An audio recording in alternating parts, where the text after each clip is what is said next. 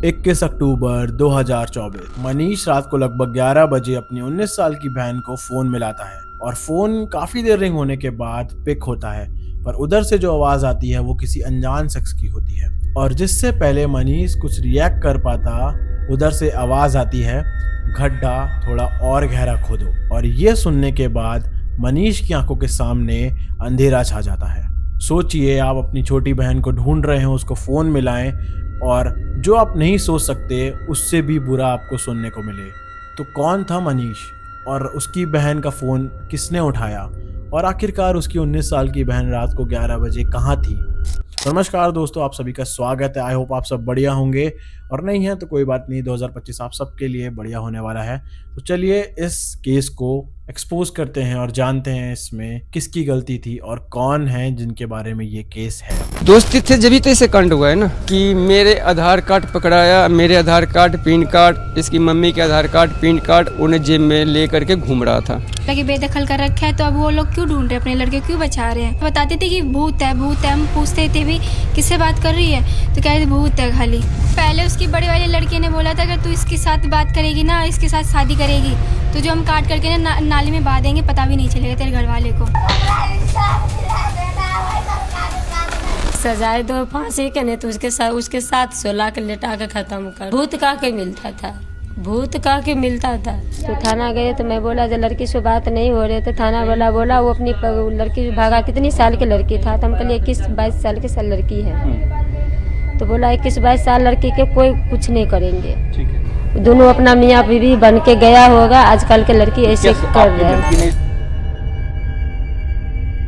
आज से लगभग 4-5 साल पहले रजनी देवी अपने पति के साथ और अपने 3 बच्चों के साथ बिहार को छोड़ के वेस्ट दिल्ली के अंदर नांगलोई नाम के एक छोटी सी जगह में शिफ्ट करती हैं और वहां पे वो एक रेंट का घर लेती है। जहां पे रजनी देवी हाउस हेल्प का काम करती थी, वहीं पे उनके पति चारा बेचने वाली दुकान पे काम करने लगे थे।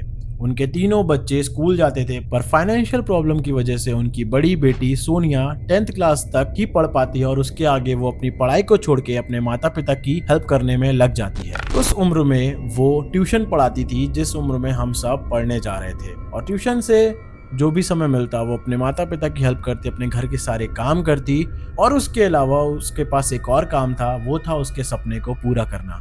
उसका सपना ये था कि वो इंस्टाग्राम पे या सोशल मीडिया पे फेमस हो और उससे मिले हुए फेम के साथ जो पैसा है उससे वो अपने माता पिता के लिए एक घर खरीद पाए और उसी के लिए जो ट्यूशन से बचे हुए पैसे थे उससे वो एक फ़ोन खरीदती है और इंस्टाग्राम और बाकी यूट्यूब वगैरह पे वो वीडियोस बनाना शुरू कर देती है और धीरे धीरे वो वहाँ के आसपास के फेमस ट्रेंड्स पे, फेमस जगहों पे जाके रील बनाना शुरू करती है और कहीं ना कहीं उसकी मेहनत जो है वो असर करने लगती है और वो धीरे धीरे 0 से 7,000 फॉलोवर गेन कर लेती है अपने इंस्टाग्राम पर। इसी वजह से वो जो पैसा उसके पास आ रहा होता था उसके साथ साथ वो वहाँ पे टेलरिंग का काम भी सीखती है और खुद के कपड़े बनाती है ताकि वो जो कपड़े हैं वो उन्हीं रील्स में पहन के यूज़ कर पाए और उसके और ज़्यादा फॉलोअर्स और इंगेजमेंट बढ़े, जिससे उसका जो सपना है एक घर खरीदने का वो और ज़्यादा जल्दी पूरा हो पाए। पर 7,000 फॉलोवर पार करने के बाद मानो सोनिया की डेस्टिनी कुछ और डिसाइड करके बैठी थी।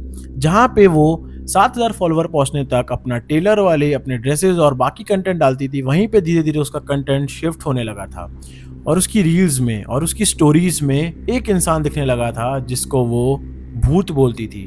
जी हाँ, धीरे धीरे सोनिया की पूरी फीड कंटेंट के बजाय उस भूत से भरने लगी थी। तो आखिर ये भूत कौन था? तो दरअसल 1 साल पहले सोनिया जब रील बनाती थी तो उसकी बात एक संजू नाम के लड़के से होना शुरू हो गई थी और धीरे धीरे उन लोग की बातचीत जो थी वो प्यार में बदल गई थी और सोनिया और संजू आपस में एक दूसरे को प्यार करने लगे थे और वो एक दूसरे को डेट करने लगे थे। जो सोनिया थी वो सच में संजू से इतना प्यार करती थी कि उसके बारे में उसके घर वालों को भी कहीं ना कहीं थोड़ा बहुत पता चलने लगा था। पर जब भी उसके बारे में पूछते तो वो बस एक ही चीज बताती कि वो मेरा भूत है। ये बस इतना बताते थे कि भूत है, हरियाणा का रहने वाला, जो कि सोनिया का सीक्रेट बॉयफ्रेंड था जिसका नाम था। बाद में पता चला नहीं कि लड़के का नाम संजू है। और सब कुछ ठीक चल रहा होता है, माना उसका थोड़ा सा कंटेंट बनाना कम हो गया और वो भूत के साथ इंटरेक्शन ज्यादा बढ़ गया था, पर सडनली वो इंस्टाग्राम पे पोस्ट करना बंद कर देती है।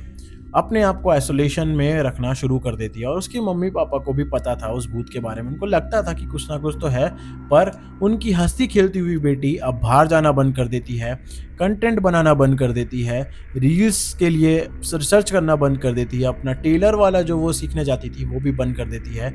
और धीरे धीरे उसकी जो बिहेवियर है और उसकी जो तबीयत है वो बहुत ज़्यादा ख़राब होने लगती है। इसकी वजह से उसकी जो मम्मी है रजनी देवी, वो उसको पास में ही एक डॉक्टर की क्लिनिक लेके जाती हैं, और जहाँ पे डॉक्टर बताते हैं कि उनकी जो बेटी है वो 5 मंथ प्रेग्नेंट है। और क्योंकि जो रजनी देवी हैं उनका बैकग्राउंड काफ़ी ज़्यादा हम्बल था, इसलिए पहले तो उनको समझ नहीं आता कि डॉक्टर ने ये क्या बोला है, क्या प्रेग्नेंट, कैसे प्रेग्नेंट, क्यों प्रेग्नेंट, उनको कुछ समझ नहीं आता। वो डॉक्टर से एक बार फिर पूछती हैं कि डॉक्टर आप क्या बोल रहे हो, तो डॉक्टर उनको एक बार फिर से बताते हैं, जी हाँ, आपकी 19 साल की बेटी 5 महीने प्रेग्नेंट है। और ये सुन के मानो रजनी देवी, सोनिया और उन सबके सिट्टी पिट्टी गुम हो जाती है। और जब ये प्रेगनेंसी न्यूज़ सबके सामने आती है तो सोनिया खुद को और भी ज़्यादा आइसोलेट कर लेती है। अब उसका सिर्फ बिहेवियर ख़राब नहीं था, बल्कि वो कंटेंट बनाना बिल्कुल बंद कर देती है और घर के बाहर जाना बिल्कुल बंद कर देती है। और धीरे धीरे वो रूड होती जाती है और पूरा टाइम बस उस भूत मतलब संजू से ही बात करती रहती है, अपने आप को कमरे में बंद करके। और ये बात उसकी फैमिली को बहुत ज़्यादा परेशान करने लगती हैं। और ऐसे ही करते करते 2 महीने बीत जाते हैं। अब आता है 20 अक्टूबर। अब 20 अक्टूबर को जो सोनिया होती है वो करवा चौथ का व्रत रखती है संजू के लिए। और यहाँ तक सिर्फ व्रत नहीं रखती, बल्कि अपने आप को वैसे ही ड्रेसअप करने लगती है और मानने लगती है कि अब वो एक शादीशुदा है। एक 20 साल की लड़की जो 7 महीने प्रेग्नेंट है, वो करवा चौथ के दिन एकदम नई नवेली दुल्हन जैसे तैयार होके, यहाँ तक कि उस भूत के लिए एक स्टोरी भी डालती है जिसमें वो लिखती है आई मिस यू भूत, और उसको इंस्टाग्राम पे पोस्ट करती है। और वही उसकी आखिरी स्टोरी होती है इंस्टाग्राम पे। और ऐसे ही 20 अक्टूबर निकल जाता है और 21 अक्टूबर की सुबह लगभग 4 बजे वो फैसला कर लेती है कि अब वो रहेगी तो अपने सीक्रेट बॉयफ्रेंड मतलब संजू के साथ। और इसलिए वो सुबह 4 बजे अपना सामान पैक करके अपने घर से जैसे ही भागने वाली होती है, तभी उसकी छोटी बहन उसको देख लेती है। पर इससे पहले वो कुछ रोक पाती, कुछ कर पाती, सोनिया एक कार में बैठ के वहाँ से निकल जाती है। और लगभग 5 बजे जब उसकी मम्मी रजनी देवी उठती हैं तो वो सोनिया के बारे में पूछती हैं, पर तब उनको पता चलता है कि सोनिया अपने कमरे में नहीं है। और उनकी छोटी बेटी उनको बताती है कि मम्मी, मैंने दीदी को बाहर जाते हुए देखा था, शायद उनके पास कुछ सामान भी था। इस वजह से चिंता के मारे रजनी देवी अपनी बेटी को फ़ोन मिलाने लगती हैं, पर घंटों बीत जाते हैं, फ़ोन स्विच ऑफ रहता है। पर तब भी वो कोशिश करती रहती हैं बार बार। और फाइनली शाम को लगभग 6 से 7 बजे सोनिया का फ़ोन ऑन होता है और उनका फ़ोन जब वो मिलाती हैं तो उधर से पिक होता है। पर इस बार उस फ़ोन के उस साइड पे उनकी बेटी नहीं बल्कि एक लड़का होता है जिसका नाम था संजू। और संजू बोलता है कि अब सोनिया आपसे कोई भी रिश्ता नहीं रखना चाहती है, उसे आप लोग बिल्कुल पसंद नहीं हो, ना ही वो वापस आएगी और ना ही वो आपके साथ रहना चाहती हैं, तो दोबारा फ़ोन मत करना। को मम्मी ने फ़ोन करा होगा लड़के के पास कि मेरी लड़की से मेरी बात करा दो। हमने घर से भगाया थोड़ी है लड़की को, तो वो लड़का कह रहा है कि हम बात नहीं करवा सकते और बात करना भी नहीं चाहती वो, अब तुम लोगों से दूर हो गई है। तो मैंने बोला भाई बात तो करा दे एक बारी। बोला नहीं, बात नहीं करवानी हमारे को। जिससे पहले रजनी देवी कुछ बोल पाती, वो ये बोल ही रही होती हैं कि मेरी बेटी से एक बार मेरी बात करा दो, वो ठीक है कि नहीं। तब तक संजू फ़ोन काट देता है, सोनिया का फ़ोन ऑफ हो जाता है और फिर से रजनी देवी और उसकी छोटी बेटी को कुछ भी अता पता नहीं होता। ऐसे ही कुछ घंटे और बीतते हैं। रात के लगभग 10:30 बज जाते हैं। मनीष और सोनिया के फादर घर आते हैं। मनीष उसको फ़ोन मिला रहा होता है, तभी 11 बजे के करीब जब फ़ोन उसका उठता है, तब उस तरफ से जो बात करने वाला इंसान होता है संजू, और संजू के पीछे से एक आवाज़ आती है कि गड्ढा थोड़ा और गहरा खोदो। और इसके सुनने के बाद पूरी फैमिली जो है वो पास में ही जो नांगलोई पुलिस स्टेशन होता है वहाँ जाते हैं। पर पुलिस से हम और आप जैसा एक्सपेक्ट कर सकते हैं, पुलिस ने एकदम सेम वैसा ही किया होता है। पुलिस उनको बोलती है कि आपकी बेटी और वो लड़का अब बालिग हैं, अपनी मर्जी से भागे हैं और इसमें हम कुछ नहीं कर सकते, इसलिए उनको जाने दो और भूल जाओ, अब आपकी लड़की को आना होगा तो आ जाएगी, और ये बोल के वहाँ से भगा देते हैं। ये सब सुनने के बाद जो रजनी देवी और उनके हस्बैंड होते हैं और उनके जो 2 बच्चे होते हैं वो ये सोचते हैं कि अब हमें खुद पे ही ढूंढना पड़ेगा, और वो लोग ढूंढते ढूंढते संजू के घर पहुंचते हैं। पर वहाँ पे उनको जो देखने को मिलता है वो एकदम अलग होता है। संजू के जो पेरेंट्स हैं, उनके खास करके जो फादर साहब होते हैं, वो बोलते हैं कि अब हमने उस लड़के को अपने घर से निकाल दिया है, हमारा उससे कोई रिश्ता नहीं है और ना ही हमें पता है कि वो कहाँ है, क्योंकि उसकी हरकतें ऐसी ही थी। इस वजह से अब हमने उसे बेदखल कर दिया है और वो लोग अपने घर चले आते हैं। अगले दिन सुबह पश्चिम विहार पुलिस स्टेशन से मनीष को फोन आता है कि हमने रोहतक के आसपास एक लड़के को पकड़ा है जिसकी गाड़ी में नंबर प्लेट नहीं थी, पर उसके पास से हमें कुछ डॉक्यूमेंट्स मिले हैं जिसमें 2 आधार कार्ड भी थे, तो वो शायद आप ही के हैं और आके यहाँ पे उस लड़के को देख लो और अपने डॉक्यूमेंट्स ले जाओ। पर जब वो लोग पुलिस स्टेशन पहुंचते हैं तो उनको पता चलता है कि ये तो वो आधार कार्ड हैं, एक सोनिया का और एक उसके फादर का, जो सोनिया सुबह 4 बजे 21 तारीख को जब घर से भाग रही थी तब वो अपने साथ लेके गई थी। पर वहाँ जो लड़का होता है वो संजू नहीं बल्कि सलीम होता है।